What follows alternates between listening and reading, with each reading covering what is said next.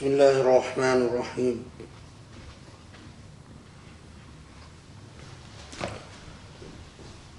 بسم الله الرحمن الرحيم والحمد لله رب العالمين، وسبحان الله العلي العظيم.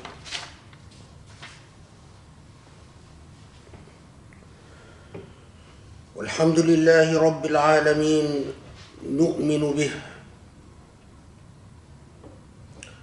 ونستهديه ونستجيره ونستنصره ونستعينه، فإنه حقا من هدى الله فلا مضل له ومن يضلله فلا هادي له. ونصلي ونسلم ونبارك على محمد النبي الأمين، خاتم الرسل والأنبياء أجمعين، المرسل رحمة للعالمين، وعلى آله وأصحابه ومن اتبعه بإحسان إلى يوم الدين.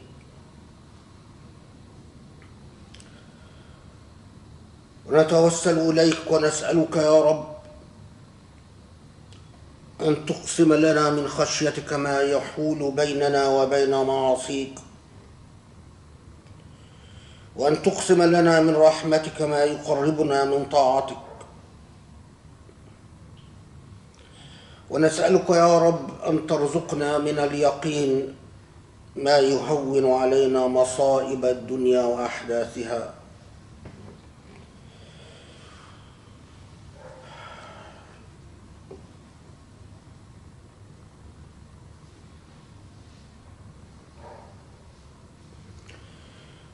سبحان الله العلي العظيم.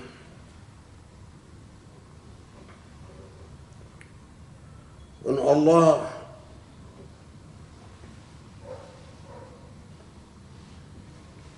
reminds us in Surah Al-Hijr, وَالْأَرْضَ مَدَدْنَاهَا وَأَلْقَيْنَا فِيهَا رَوَاسِيَ وَأَنبَتْنَا فِيهَا مِنْ كُلِّ شَيْءٍ مَوْزُونٍ وَجَعَلْنَا لَكُمْ فِيهَا مَعَايِشَ وَمَنْ لَسْتُمْ لَهُ بِرَازِقِينَ وَإِنْ مِنْ شَيْءٍ إِلَّا عِنْدَنَا خَزَائِنُهُ وَمَا نُنَزِّلُهُ إِلَّا بِقَدَرٍ مَعْلُومٍ. وَأَرْسَلْنَا الرِّيحَ لَوَاقِحَ فأنزلنا من السماء ماء فأسقيناكموه وما أنتم له بخازنين فأسقيناكموه وما أنتم له بخازنين وإنا لنحن نحيي ونميت ونحن الوارثون.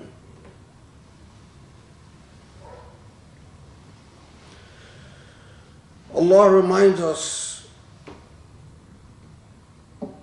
in the immortal words of the Quran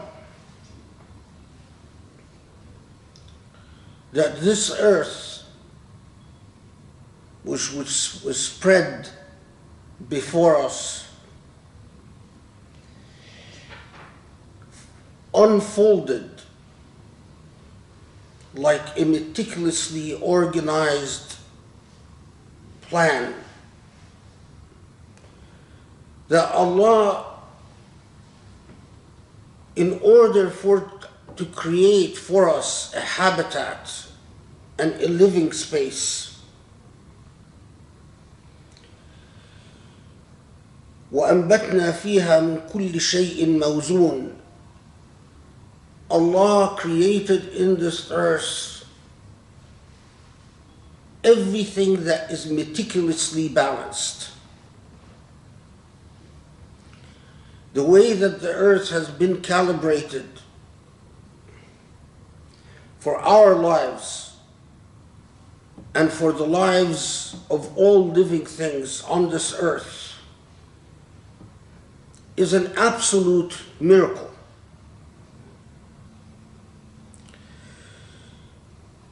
Because given to its natural processes, it is an earth that maintains its own balance. and its own cycles that are remarkably, as the Quran puts it, mawzoon, intricately balanced. But then Allah subhanahu wa ta'ala reminds us in Surah Al-A'raf, وَلَقَدْ مَكَّنَّاكُمْ فِي الْأَرْضِ وَجَعَلْنَا لَكُمْ فِيهَا مَعَايِشَ قَلِيلًا مَا تَشْكُرُونَ وَلَقَدْ خَلَقْنَاكُمْ ثُمَّ صَوَّرْنَاكُمْ ثُمَّ قُلْنَا لِلْمَلَائِكَةِ اسْجُدُوا لِآدَمَ فَسَجَدُوا إِلَّا إِبْلِيسَ لَمْ يَكُنْ مِنَ السَّاجِدِينَ. That as Allah created this habitat and gifted it to us for us to hold it as a trust until Allah claims this habitat again, Allah reminds us, قَلِيلًا مَا تَشْكُرُونَ, that we have an endemic problem with gratitude. We are, as human beings, we enjoy the blessings, indulge the blessings. Sometimes, every now and then, we will marvel at how intricately everything is balanced, and at the miraculous creation of earth. But our modus operandi, our normal course of behavior, is to indulge without thinking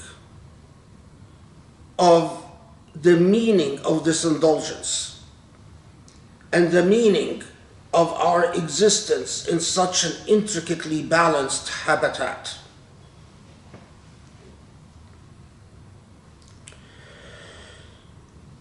In my view,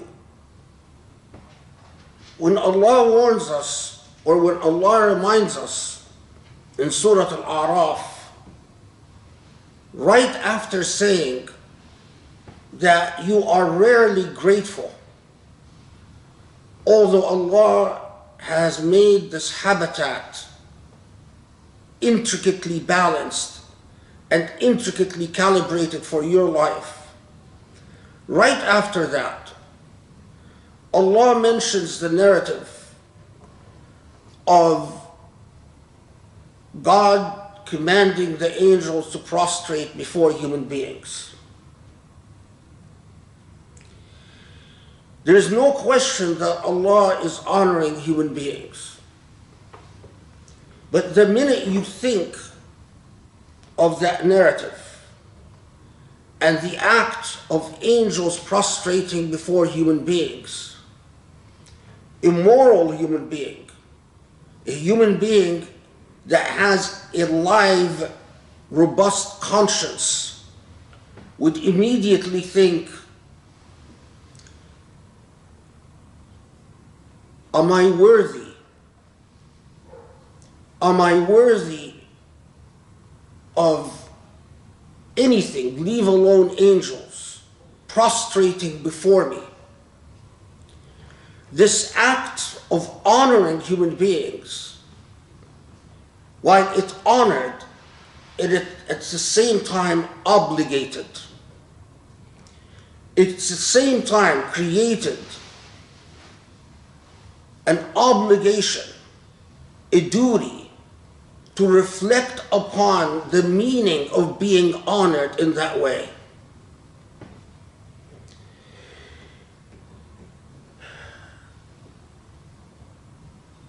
If we inhabit the earth,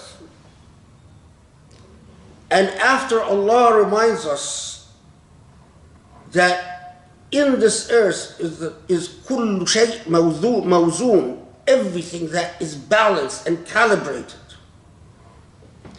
and we undo the balance,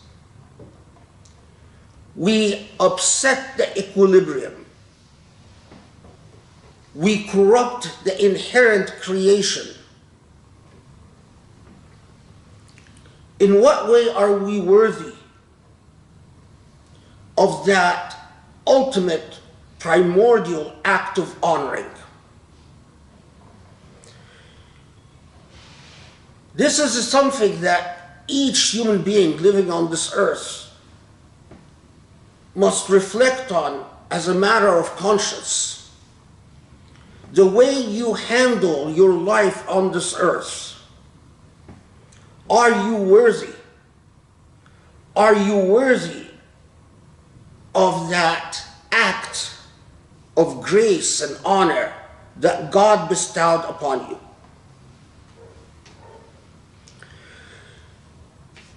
I mention all of this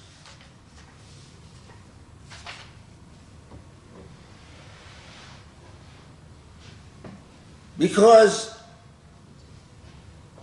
in this month, nations are going to meet in Glasgow to discuss climate change. And I spent a good part of the night reading about what will be reported to nations who will meet in Glasgow.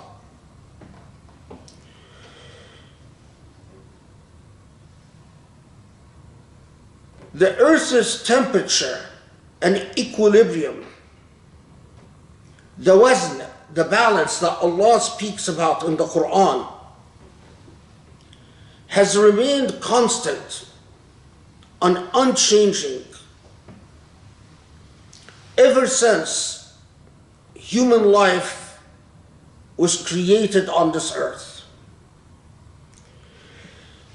In the past century, after the Industrial Revolution, suddenly the equilibrium in this earth started being undone. And in the past 20 years in particular, or 30 years since the 1970s, the rate at which this equilibrium is being undone and unsettled has reached unprecedented levels. Since the 1970s, the temperature of this earth rose 1.5 Celsius degrees. The consequences of that rise in the Earth's temperature are everything that we witness all the time. The fires that broke out in California, in Greece, in Canada, in Germany, the flooding in Belgium, in Germany, in Britain, the flooding in Saudi Arabia, the flooding in Oman, all because of that increase of 1.5 Celsius degrees.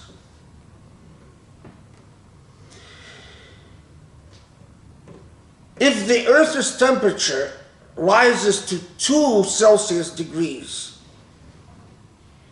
a Muslim country like the Maldives will go entirely underwater.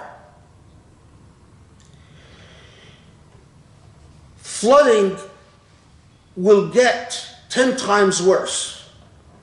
Fires will get 100 times worse. If the Earth's temperature rises 2 Celsius degrees, crop failure will be rampant around the world. As it is, millions of people die every year because of that increase in the Earth's temperature, 1.5 Celsius degrees. Millions of people.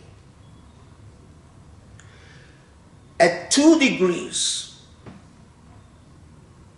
5 billion people on this earth will not have an adequate water supply.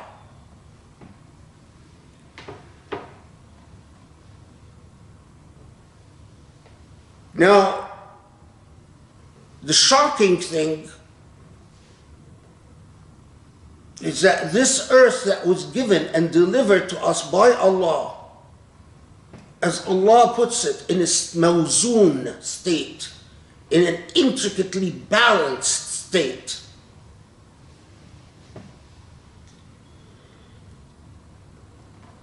will rise to 2 Celsius degrees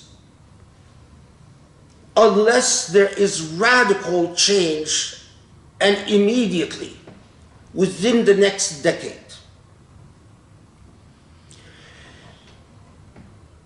We notice when people die in a terror attack. We notice when a plane falls from the sky and kills people. We notice when there is a coronavirus that affects the way we manage and plan our lives. But the rise of 2 Celsius degrees will kill around the world around 30 million people without anyone bothering to even report about it. And of course, climate change underscores the endemic racial and ethnic and cultural inequities in this world. Because rich people rely on their purchasing power to pay for the higher price of water, to buy bottled water so they can continue to drink, and pay a higher bill so that they continue to shower every day. But 5 billion people around the world will not even have enough water to guarantee themselves a wash every week, once a week, and will not be able to afford bottled water, which has become a multi-billion-dollar business. Again, monopolized by Western countries, the same countries that pollute the world.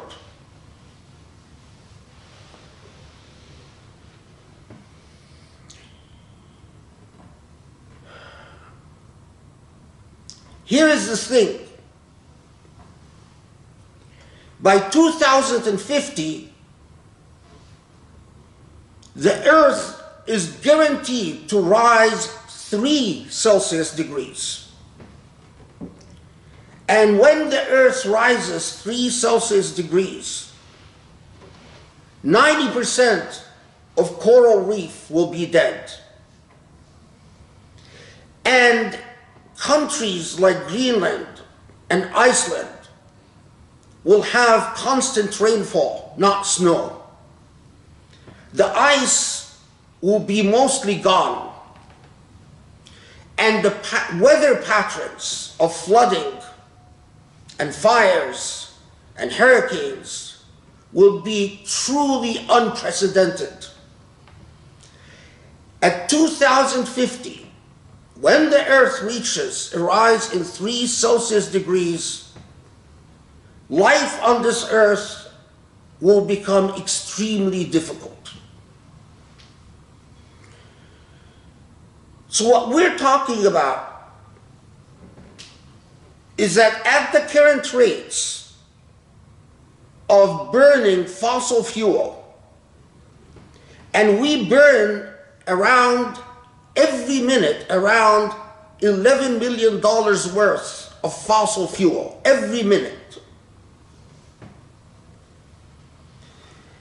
Within a century, life on this earth will not be possible, whether for rich or poor.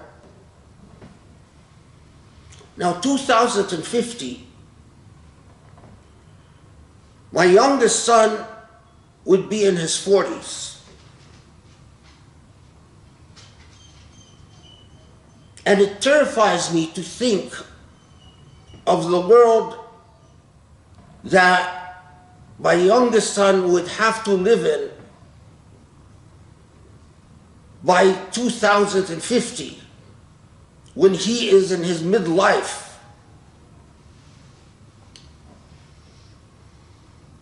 But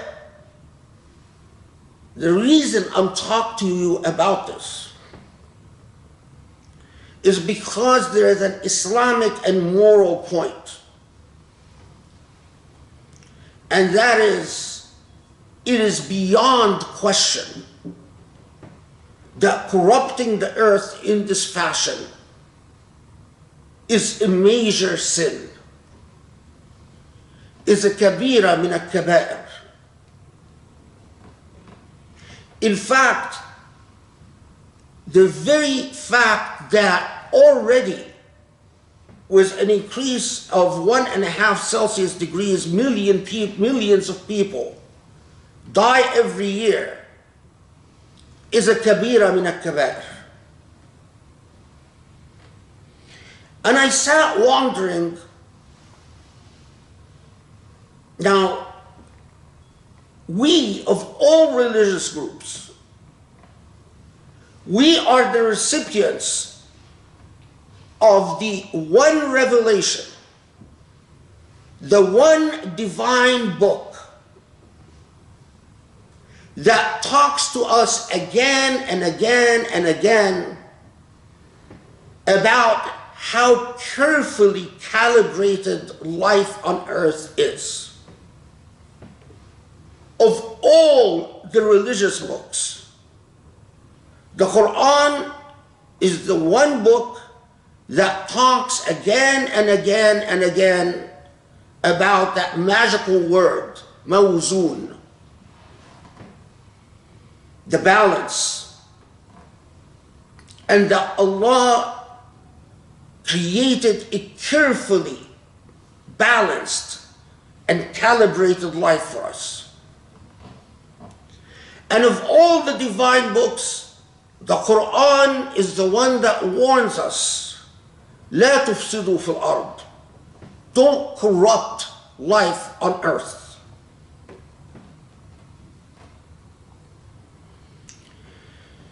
And I start reflecting, well, the representatives, Muslim representatives, mind you, of the Maldives spoke in 2015 begging the world to prevent a rise of 2 Celsius degrees because it will mean an end of life in the Maldives. And I did a quick research to see what type of support did the representative of the Maldives receive in the UN from fellow Muslims. These great Muslim countries, Saudi Arabia, the servant of the 2 holy sites, the Emirat, Indonesia, Malaysia, Egypt. And sadly, as I expected, no support was coming. Muslim countries are completely on the receiving end on the issue of climate change. Those who discuss climate change most robustly are Western countries, the countries who contribute the most, and China, a country that has a bizarre duality. It contributes enormously to corruption of life on this earth, but it will be among the first victims to suffer from the rise to 2 Celsius degrees. The consequences on China will be truly devastating. But the consequences on Muslim countries will also be truly devastating. In fact, after spending time researching,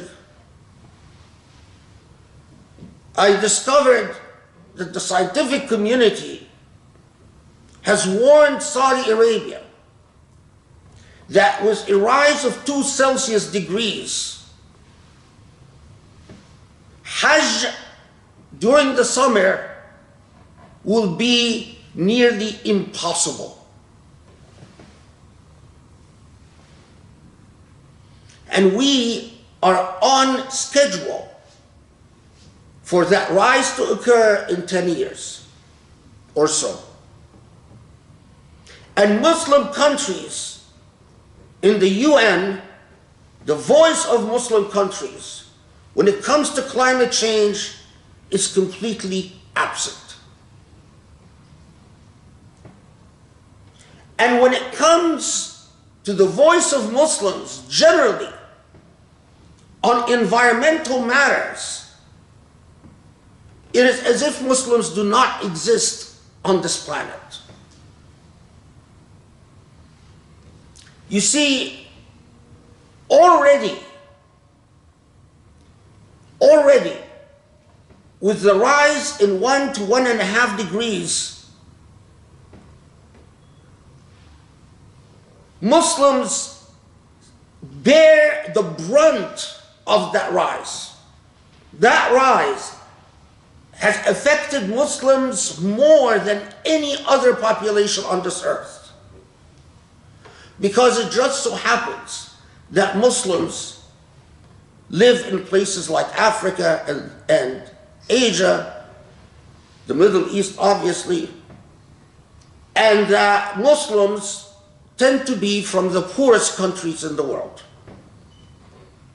And the wealthiest countries in the world are not Muslim, with of course obvious exceptions like Saudi Arabia or the Emirates.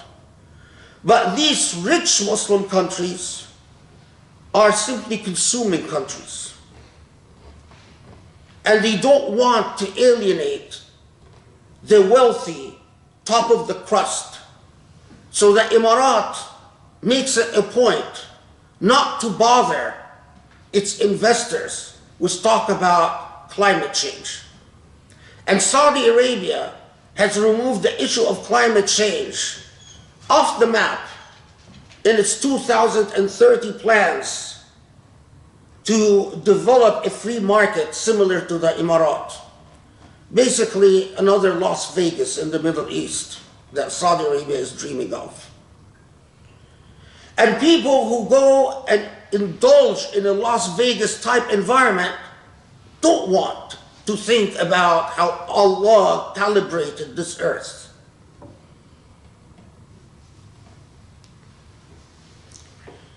And then I found myself pondering the act of the angels prostrating before human beings. This is Allah's business. But what is my business is that as a Muslim, when I meet Allah, can I tell Allah I was worthy of the honor? I, as a Muslim, was I worthy of the honor?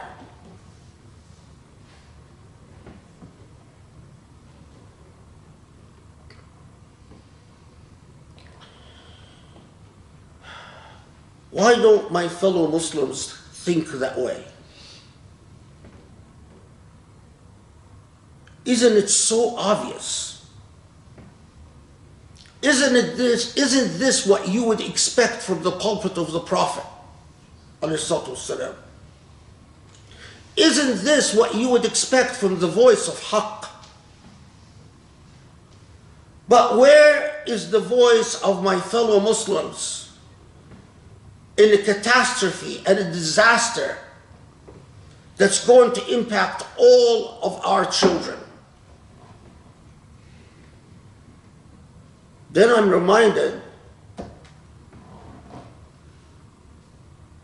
that the economy of the guardian of the holy sites, Jerusalem, is occupied and Muslims don't care. But the country that has appointed itself to be the custodian of the two holy sites is the country that relies on fossil fuel for its wealth, for its luxury, for its indulgence. And that without this fossil fuel, there wouldn't be much going on in a country that is the custodian of the two holy sites. And fossil fuel and the burning of fossil fuel is the main reason for the rise in the Earth's temperature and in the projections forward as to what will happen with the Earth. So in fact, the irony is that the custodian of the two holy sites has a vested interest in not opposing the ifsad fil ard, not opposing corrupting life on earth. What a stunning revelation. What is zalzala, an entire shake-up in one's consciousness.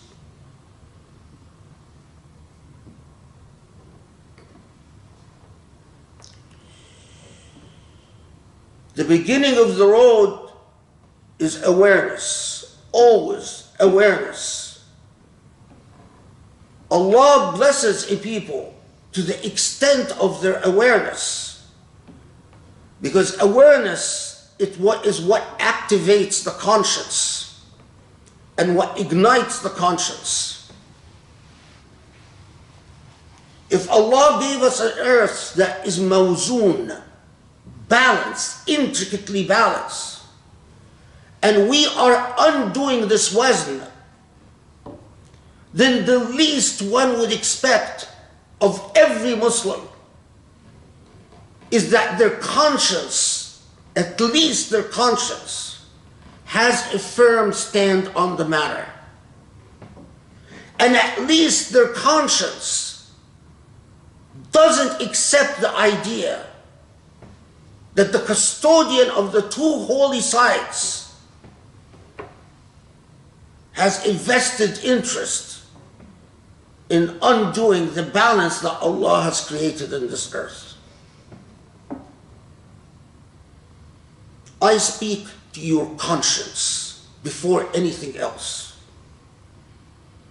I want to wake up your conscience before anything else. أقول قولي هذا واستغفر الله لي ولكم وصلى الله يستجب لكم. بسم الله الرحمن الرحيم والحمد لله رب العالمين والصلاة والسلام على محمد وعلى آله وأصحابه ومن تبعوا بإحسان إلى يوم الدين.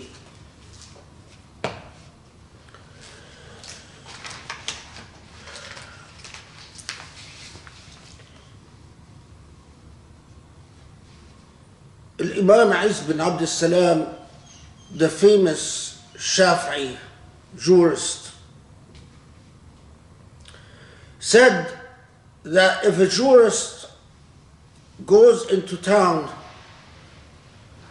that is plagued by sexual promiscuity, and the jurist decides to talk about riba instead of the problem that plagues that town, that jurist has betrayed Allah, khan Allah. The role of a scholar, and an imam should be a scholar, although the vast majority of our imams are not. is to have their pulse on the conscience of the ummah, what the ummah should be awake and alert to. We live in an age in which social media has just become a fact of life, as necessary as the cell phones that people stare into day and night, the cars that people ride back and forth, all the other equipment that we have become dependent on.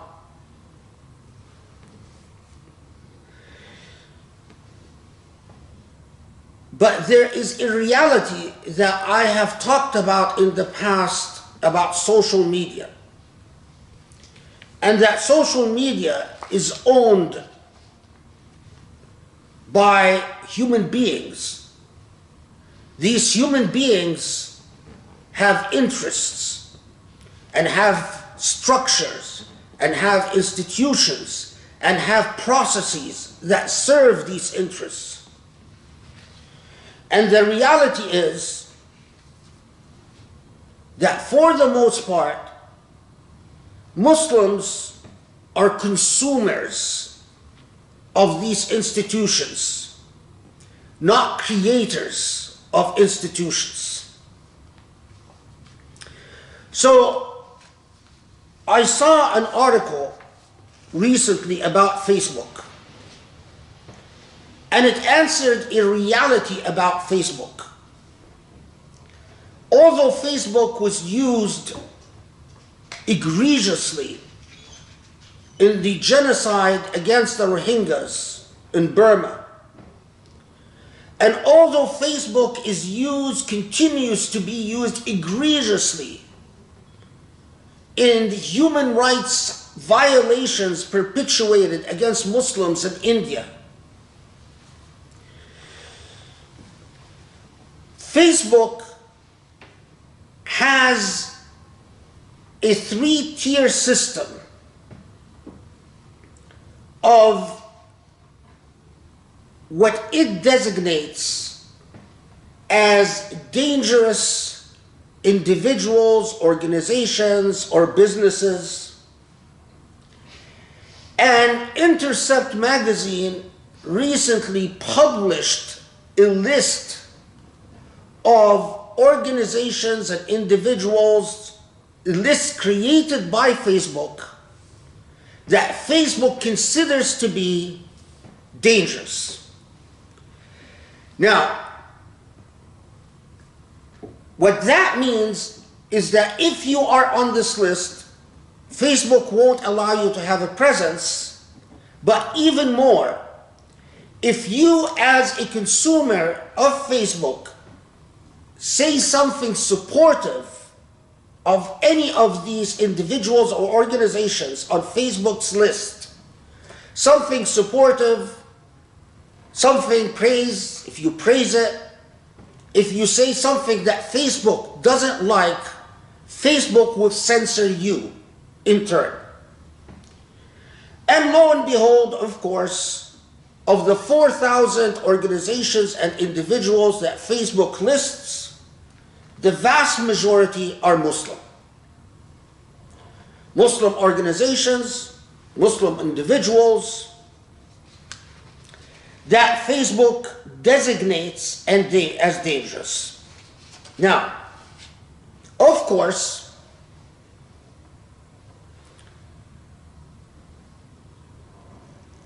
none of these organizations or individuals are Israeli. White supremacist groups are often placed in tier 3, which means low-level censorship.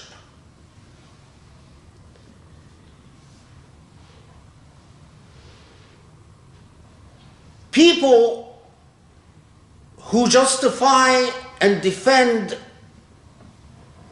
the executions of innocent people by the Sisi regime in Egypt are not designated as dangerous by Facebook. people who defend the arrest and the torture of innocent victims by the Sisi regime in Egypt are not designated as dangerous. People who defend the regime in Saudi Arabia and its crimes against humanity, people who defend the Emirat and its crimes against humanity, are all not designated as dangerous by Facebook. But people who document human rights abuses committed by the Emirat or Egypt or in Yemen, for instance, Saudi Arabia, the crimes committed in Yemen, or the Emirati crimes in Yemen. Haftar in Libya, for instance, is not designated as dangerous despite his horrible human rights record.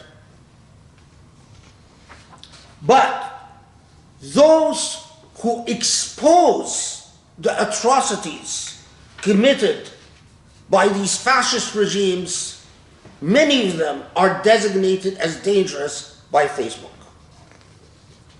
The problem is that Facebook gets its information that it bases its list on comes directly from the US government and what the US government considers to be dangerous, and comes from an organization that gives a private subscription-based database, an organization called Terrorism Research and Analysis Consortium,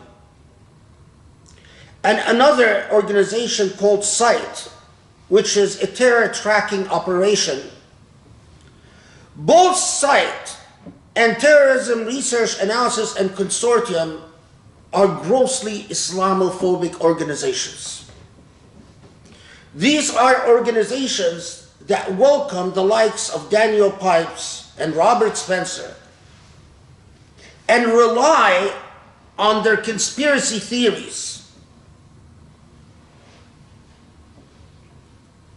And in turn, these organizations are relied upon by Facebook.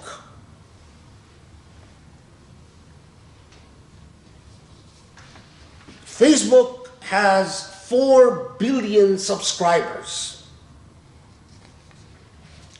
And so what it decides to censor or not censor matters in this world, and matters enormously. And unlike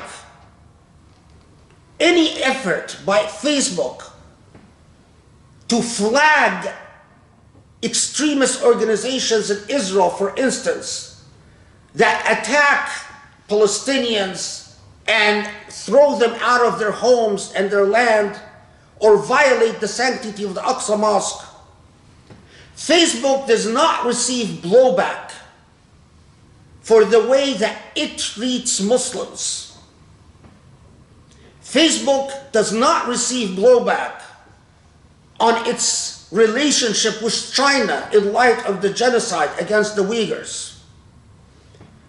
Facebook does not receive blowback when it censors those who stand up to the despotism of the Emirati rulers and the Saudi rulers and the Egyptian rulers. I was struck by a recent example that again should be nestled in our conscience. We go back to India. Remarkably,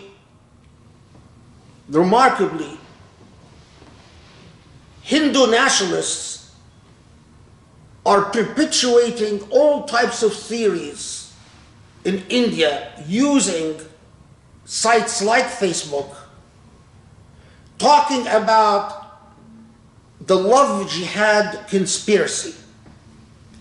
And the love jihad conspiracy, according to Hindu nationalists, is that Muslims are engaged in a worldwide conspiracy, like when Daniel Pipes and Robert Spencer told us that Muslims are engaged in a worldwide conspiracy to control the world. Well, here, Hindu nationalists say that Muslims are engaged in a worldwide conspiracy to convert Hindu women through love.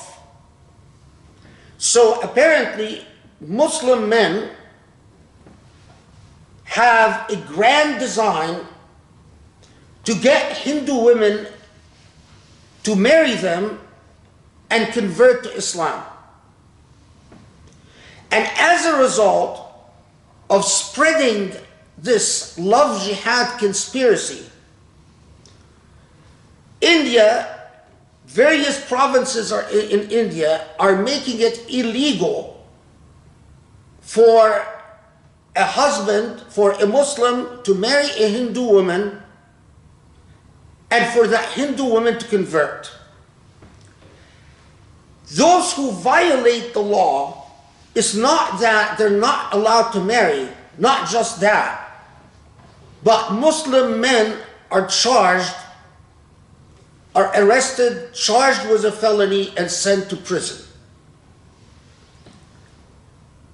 for engaging in this love jihad. So there are thousands of Muslim men in prison because they fell in love with a Hindu woman and because the Hindu woman indicated a desire to convert to Islam. The women are not jailed, but the men are jailed.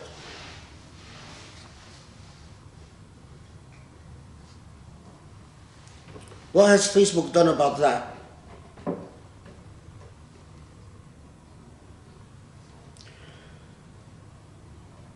We continue, Hindu nationalism gets legitimized vehicles to articulate its biases and prejudices, as does all forms of Christian nationalism, as does all forms of Zionist nationalism. But censorship is mostly reserved for Muslims.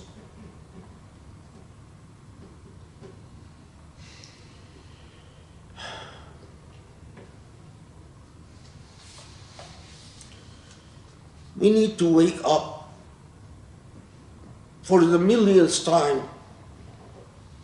We cannot afford to get together and talk about our wudu and talk about halal meat and talk about this awrah and that awrah and continue to be largely irrelevant in the world.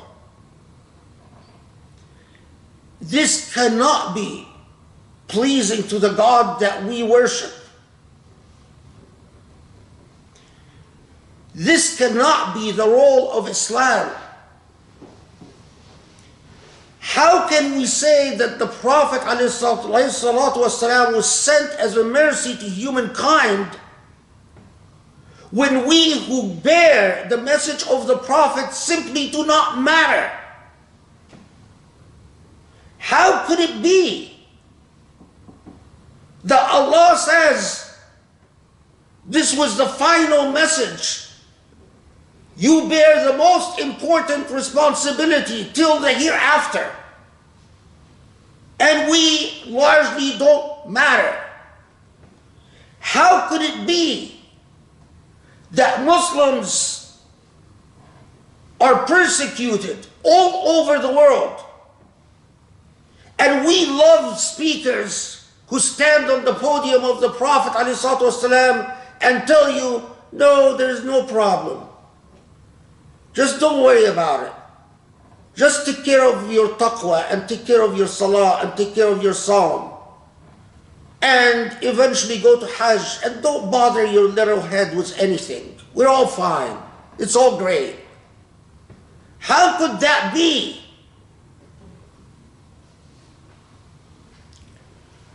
One final thing.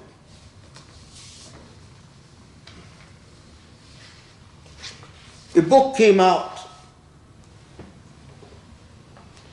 If you are among those Muslims who sit there and say, I don't know what to do, how can I help? Tell me, what can I do? Well, here, I'm telling you something concrete and specific.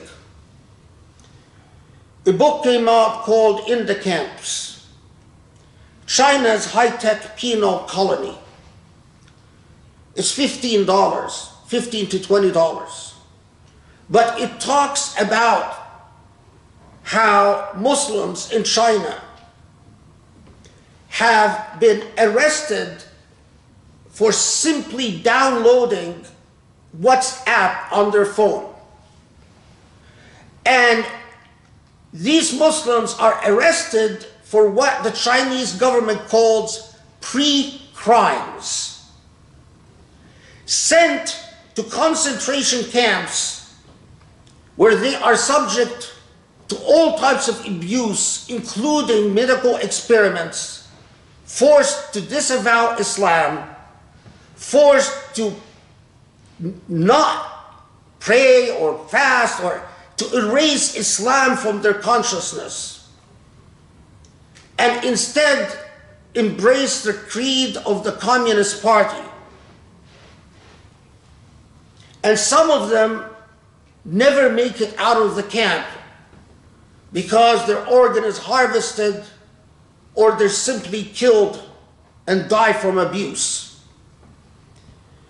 The book is horrifying. It tells a horrifying story of young Muslim kids in China arrested just because they downloaded an app on their phone, or they used their phone in an unauthorized manner. Here, a non-Muslim published a meticulously documented book about the horrors inflicted against Muslims.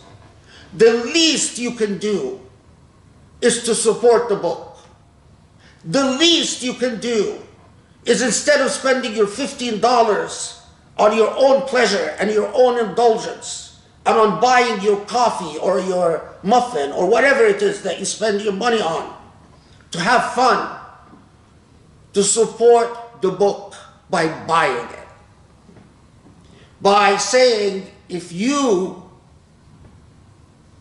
bring attention to the plight of fellow Muslims, I support you. I support you financially. And if you have the space, invite the scholar to your mosque. Invite the scholar to your Islamic center. Have the scholar give a lecture about the book. Have the scholar do a book signing. Make the scholar feel valued and honored because this scholar paid attention to the plight of Muslims. This is what all people do. The only people who don't do it are Muslims.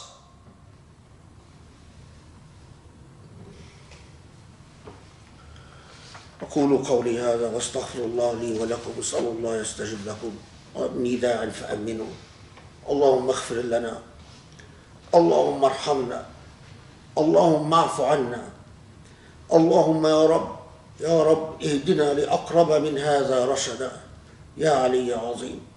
Allah, forgive our sins. Allah, guide us to the straight path. Fill our lives with light and knowledge and beauty and morality. Allah, make us better Muslims. Help us to rise to your covenant and fulfill the terms of the covenant. Ya Rabbal Alameen. Wa aqim as-salah. Wa salli wa sallim.